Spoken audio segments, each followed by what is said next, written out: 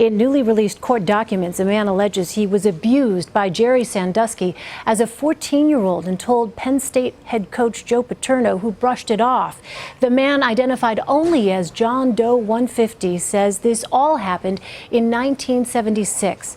Our justice reporter Paula Reid is here to discuss this development. So, Paula, what is the legal significance of these new revelations that we didn't know before? Elaine, according to these documents, Joe Paterno knew Jerry Sandusky was sexually abusing boys decades before he has admitted to knowing, and 35 years before Sandusky was actually convicted. Now, there's no doubt about Sandusky's guilt. He was convicted on dozens of counts. Anybody who was in that courtroom saw all these boys testify. What wasn't clear is how much Joe Paterno knew and when he knew it. Mike McQuarrie testified that he went to Paterno. He told him a little bit of a story, but he wasn't explicit, and he's such a hero in that town. I think a lot of people wanted to exonerate him in their minds, but Elaine, the evidence is piling up here that he knew a lot more a long time ago. Well, this testimony is from 2014, so why was it released now?